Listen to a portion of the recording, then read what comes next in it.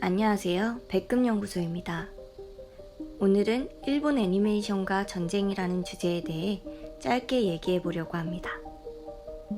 일본이 패전한 이후 나오기 시작한 애니메이션에서는 정작 자신들이 깊게 관여한 2차 세계대전보다는 바로 옆에서 터진 한국전쟁의 영향을 더 크게 받게 됩니다. 한국전쟁은 공산주의 연합 때 우리나라와 유엔군의 전쟁이었는데요. 이후 일본은 자신들의 잘못은 싹 잊고 자신들을 유엔군에 투영해 일본이 국제연합군의 일원으로 싸우는 작품을 만들게 됩니다. 평화헌법 때문에 실제 전쟁을 못하게 된 현실의 일본 대신 지구방위군이라는 간판으로 일본이 전쟁을 하는 작품을 슬금슬금 만들기 시작한 것이죠. 심지어는 과거 자신들과 손잡고 같이 악행을 저질렀던 나치 독일과 싸우는 이야기까지 만들게 되었죠. 2차 세계대전 때 일본의 전함인 야마토가 우주를 날아가서 외계 독재국가와 싸우는 우주전함 야마토는 그 가장 전형적인 아이러니였습니다. 그 이후 벌어진 베트남 전쟁 역시 일본 애니메이션계에 크고 작은 영향을 미쳤는데요. 기본적으로는 자유진영으로서 미국에 이입했던 일본이었지만 미국에서 벌어진 반전운동의 영향 역시 받게 됩니다.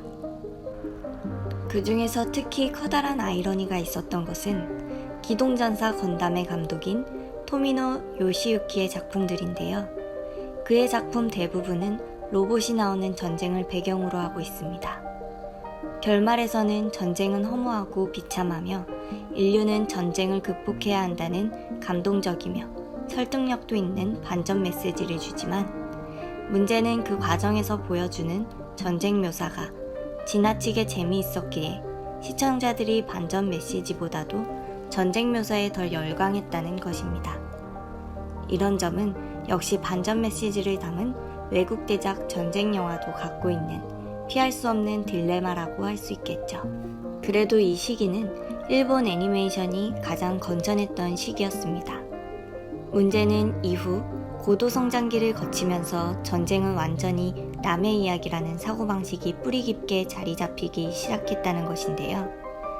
많은 현대 일본인들은 전쟁을 TV 속에만 있는 것이라고 인식하기 시작했고 그런 경향은 애니메이션에서도 반영되었습니다.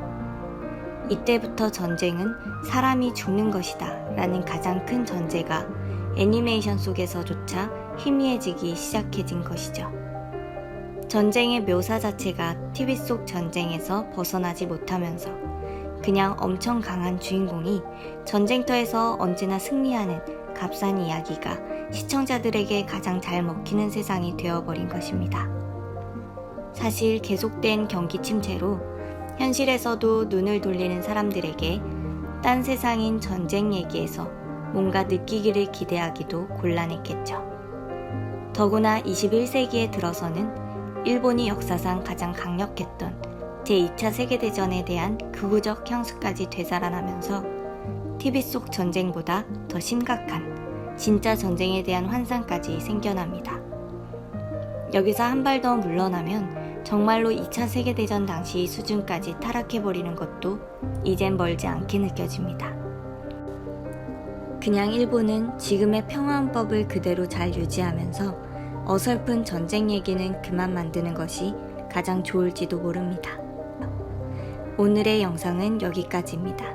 시청해주셔서 감사합니다.